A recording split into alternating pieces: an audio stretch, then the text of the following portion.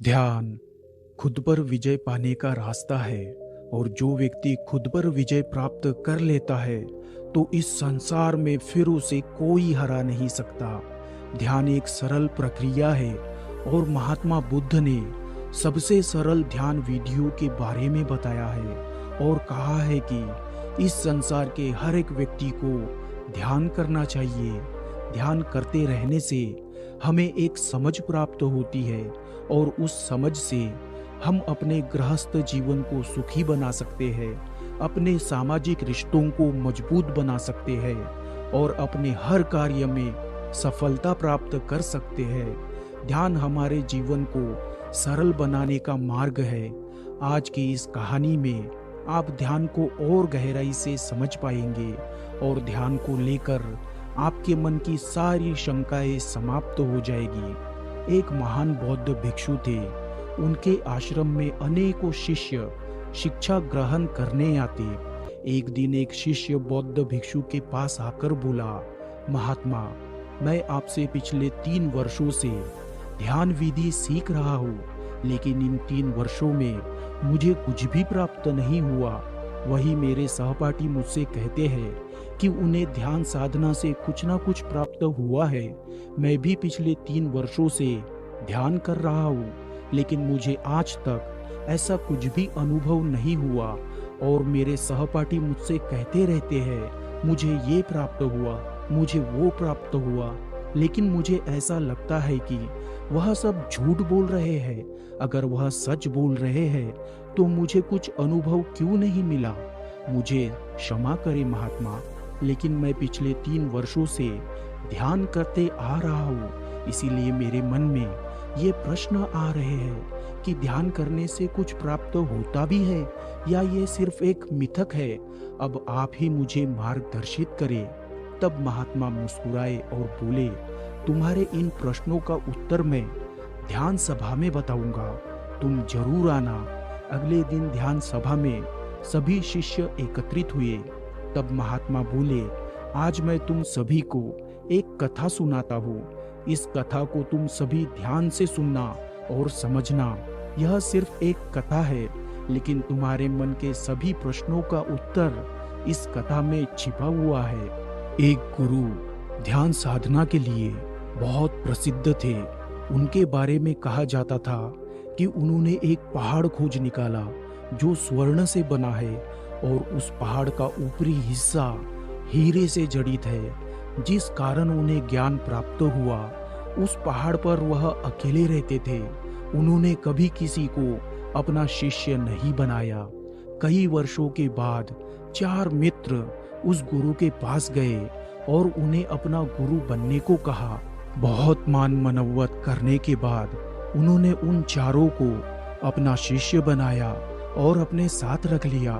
कुछ समय बीतने पर उन चारों ने गुरु से सोने के पहाड़ के बारे में पूछा तो गुरु बोले, मैं इसके बारे में तुम्हें बारी बारी से बताऊंगा और उस रास्ते के बारे में भी बताऊंगा ताकि तुम उस पहाड़ तक पहुंचकर उस पर चढ़ पाओ। फिर गुरु ने एक शिष्य को बुलाकर कहा, तुम ये रास्ते पर एकदम सीधे चलते हुए जाना और कहीं भी मुड़ना मत। यह रास्ता तुम्हें सीधा उस पहाड़ के पास लेकर जाएगा और उस पहाड़ के पास पहुंचकर तुम खुद समझ जाओगे कि उस पर चढ़ना कैसे है। और हाँ, इस यात्रा में कहीं भी रुकना मत। पहला शिष्य गुरु से आशीर्वाद लेकर निकल पड़ा। उस रास्ते पर उसे कई मुसीबतों का सामना करना पड़ा। रास्ते में कई जंगली जानवरों से भिड़ना पड़ा। जंगली झाड़ियों और कांटों से उसके पांव छिल गए। बड़ी परेशानियों से वह जंगल पार कर रहा था। तब उसे भूख और प्यास लगी।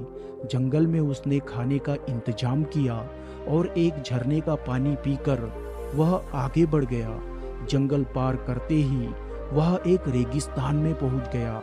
वह रेगिस्तान बहुत बड़ा था, फिर भी वह उसे पार करने के लिए आगे बढ़ गया। चलते चलते वह बहुत थक गया था। अब उसके पास ना खाना था और ना ही पानी था। अब उसके शरीर में भूख और प्यास को सहन करने की शक्ति नहीं थी कि तभी उसके मन में एक प्रश्न आया कि कहीं गुरु ने मुझे गलत रास्ता तो नहीं बताया है। अब उसकी हालत और ज़्यादा खराब होने लगी और थोड़ी ही देर में वह गर्म तपती रेत पर बेहोश होकर गिर गया। तभी उस रेगिस्तान में बारिश होने लगी। बारिश की बूंदें उसके शरीर पर पड़ते ही उसे होश आया। वह तुरंत उठा और बारिश की बूंदों से अपना पात्र भरने में लग गया। पात्र भरते ही उसने अपनी प्यास को तृप्त किया और वह तुरंत आगे बढ़ने लगा।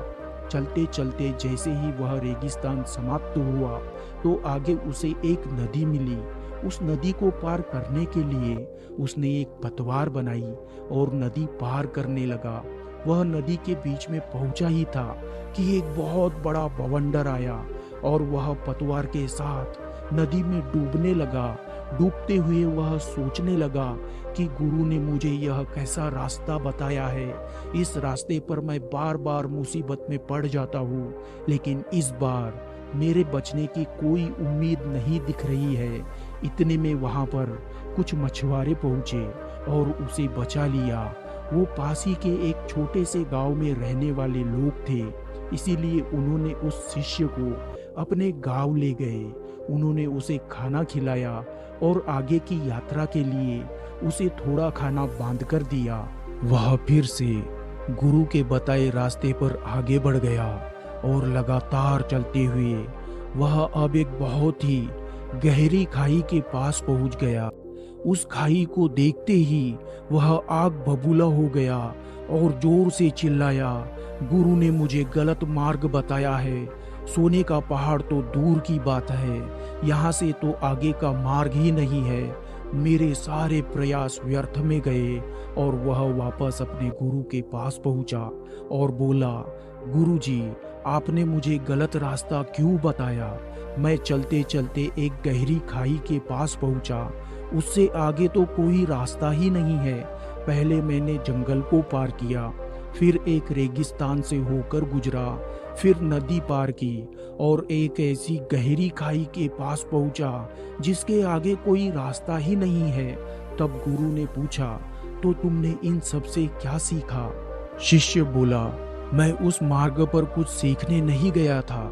मैं तो वह सोने का पहाड़ खोजने और देखने गया था, जो मुझे मिला ही नहीं। उस मार्ग में सीखने के लिए कुछ था ही नहीं। मार्ग बहुत कठिन था, लंबा था। पहाड़ खोजने की आस में मैंने सभी मुश्किलों को पार किया, लेकिन मुझे कुछ नहीं मिला। तब गुरु बोले, ठीक है, अब तुम रुको, मैं तुम्हारे दूसरे शिष्य मित्र को भेजता हूँ। तब शिष्य बोला, तो उन्हें भी कुछ नहीं मिलेगा। जहाँ कुछ है ही नहीं तो वहाँ किसी को क्या मिल सकता है? गुरु ने अपने दूसरे शिष्य को भी वही सब बातें बताकर आशीर्वाद दिया। दूसरा शिष्य भी गुरु का आशीर्वाद लेकर उसी रास्ते पर निकल गया और कुछ दिनों के बाद वह वापस आया। तब गुरुजी ने उस दूसरे शिष्य से पूछा, क्या तुमने पहाड़ को खोज निकाला है? शिष्य बोला, नहीं, मुझे तो वहाँ एक बहुत गहरी खाई दिखी। वहाँ पर तो कोई पहाड़ नहीं था, इसीलिए मुझे ऐसा लगा कि मैं आपके बताए रास्ते से भटक तो नहीं गया, क्योंकि उस खाई के आगे तो कोई रास्ता ही नहीं था। इस वजह से मैं आपसे रास्ता पूछने के लिए आपके पास आया हूँ। तब गुरुजी ने उस दूसरे शिष्य से पूछा, तो बताओ, तुमने अपनी यात्रा से क्या सीखा? दूसरे शिष्य ने बताया, गुरुजी, मैंने अपनी यात्रा की शुरुआत एक जंगल से की और उसे पार करते हुए आगे की ओर बढ़ते रहा।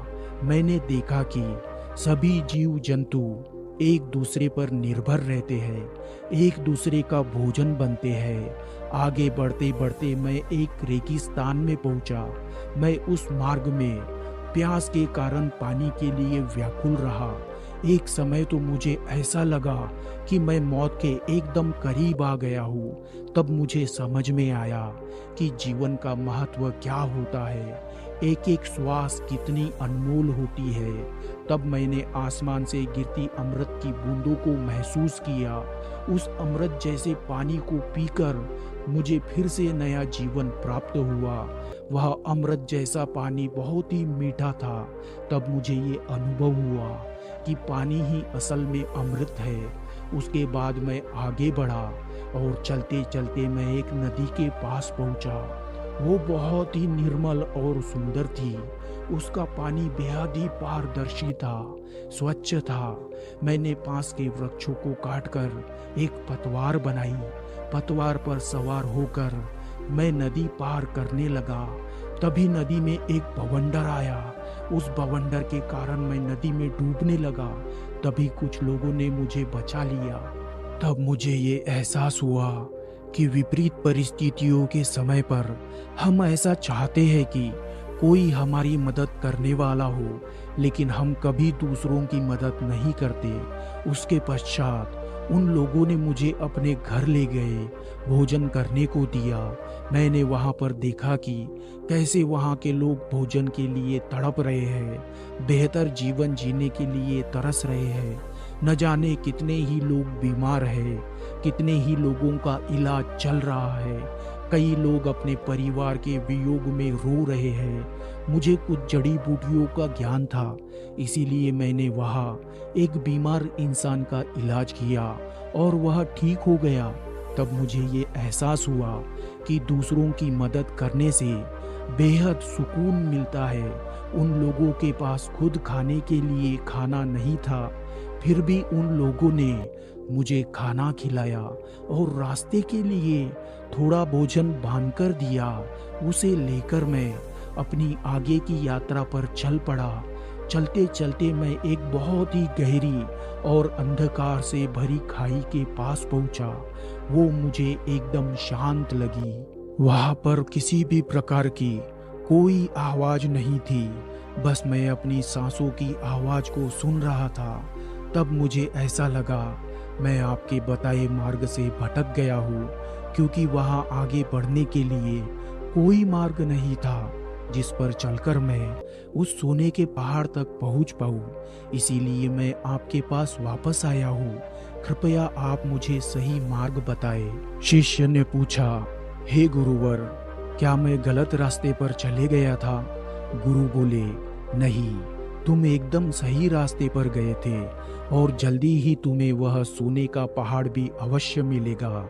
तब गुरु ने अपने तीसरे शिष्य की ओर देखते हुए पूछा, क्या तुम भी पहाड़ खोजने के लिए जाना चाहते हो? तब तीसरे शिष्य ने कहा, गुरुवर, मुझे उस मार्ग पर वह सोने का पहाड़ मिलेगा या नहीं, ये तो मुझे नहीं मालूम, लेकिन मेरे शिष्य मित्रों ने जो उस मार्ग के बारे में बताया है, मैं उसे समझना चाहता हूँ। और तीसरा शिष्य गुरु को प्रणाम करके उस यात्रा के लिए निकल पड़ा। कुछ दिन के बाद वह शिष्य वापस आया। गुरु उसके चेहरे का तेज देखकर समझ गए थे कि वह हीरे के शीश वाला सोने का पहाड़ उसे मिल गया है। वह बहुत ही शांत प्रतीत हो रहा था। शिष्य ने अपने गुरु को प्रणाम करते हुए कहा कि हे गुरुवर, आपने मुझे जो मार्ग बताया है उसके लिए मैं अंतः मन से आपका आभारी हूँ। मुझे वह सोने का पहाड़ प्राप्त हो गया है जिसका शीश हीरे से जड़ित है। यह सुनकर वह दोनों शिष्यों ने प्रश्न किया, क्या तुम्हें वह गहरी खाई मिली? तब तीसरे शिष्य ने कहा, हाँ, वह खाई मुझे मिली थी। मैंने भी वह सब कुछ अनुभव किया जो तुमने किया। आखिरकार वह खाई मिली जहाँ पर अनंत शांति थी। इतनी शांति मुझे आज तक कहीं नहीं मिली थी। मुझे पता चल गया था मैं सही मार्ग पर हूँ। सोने का पहाड़ यही है। उसे प्राप्त करने के लिए मैंने उस गहरी खाई में कदम बढ़ाया। उस समय मेरे मन में भी शंकाएं थी, लेकिन मैंने 2 बार मृत्यु को करीब से देख लिया था, इसीलिए मुझे उसका भय बिल्कुल भी नहीं रहा। अब मुझे बस वह पहाड़ ढूंढकर प्राप्त करना था। जब मैंने अपना कदम उस गहरी खाई में रखा, तब मैंने देखा कि उस गहरी खाई में गिरने के बजाय मैं हवा में उड़ रहा हूँ। इसी प्रकार मैं उस खाई में आगे की ओर बढ़ते चला गया। जब मैंने उस खाई को पार कर लिया, तो आगे एकदम अंधेरा था, थोड़ी सी भी रोशनी नहीं थी। फिर भी मैं आगे बढ़ गया। थोड़ी देर में मैंने देखा कि आगे अद्भुत रोशनी है। वह सफेद रोशनी इतनी अधिक थी कि मुझे आगे कुछ भी दिखाई नहीं दिया। तब भी मैं आगे बढ़ता रहा। उस समय भी मैं बहुत डर रहा था, मेरा शरीर कांप रहा था, लेकिन फिर भी मैं आगे बढ़ता रहा और आखिरकार मुझे वह सोने का पहाड़ मिला जिसका शीश हीरो से जड़ित था। उसके ऊपर पहुंचने पर मेरा मन एकदम शांत हो गया। मुझे बेहद खुशी प्राप्त हुई और मेरा मन आनंदित हो गया। कहानी पूरी करके महात्मा ने अपने शिष्यों से पूछा कि तुम लोगों ने इससे क्या सीख प्राप्त की। तब महात्मा के सभी शिष्य उनके सामने हाथ जोड़कर खड़े हो गए और बोले, हे महात्मा, उन चारों शिष्य के गुरु ने जो मार्ग उन्हें बताया था वह मार्ग उनके अंतर मन का था। पहले शिष्य की लगन और मेहनत सही थी, लेकिन वह महत्वाकांक्षी था। उसने मार्ग में मिले किसी भी अनुभव से ज्ञान प्राप्त नहीं किया। उसके मन में तो बस उस पहाड़ के विचार चल रहे थे, जिसके कारण अपने आसपास के अनुभवों से वो कोई भी सीख नहीं ले पाया, जबकि उसके आसपास बहुत सारा ज्ञान था। दूसरे शिष्य ने सब कुछ देखा, समझा और अनुभव किया कि कुदरत कैसे कार्य करती है, जीवन को कैसे जीना चाहिए, मृत्यु के समय कैसा लगता है। दूसरे शिष्य ने मृत्यु और श्वासों के मूल्य को गहराई से समझा। उसने जीवन अमृत को पहचाना कि पानी ही असल में अमृत है। वो उस छोर तक गया जिसके आगे उसे मंजिल प्राप्त होने वाली थी। वो वहीं से वापस हो गया जिस खाई की अनंत शांति उसे बहुत पसंद आई थी। लेकिन दूसरा शिष्य यह नहीं समझ पाया कि वही उसका मार्ग है। वह उस मार्ग को गलत समझकर गुरु के पास वापस लौटकर आया, लेकिन अपनी यात्रा से उसने कुछ पाया। और इन सब से अलग तीसरे शिष्य के मन में उस पहाड़ को पाने की कोई चाह नहीं थी।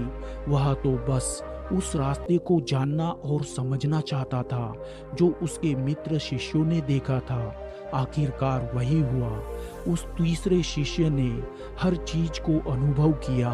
अंतर बस इतना सा था कि वह उस गहरी खाई में उतर गया जहाँ सिर्फ अनंत शांति थी।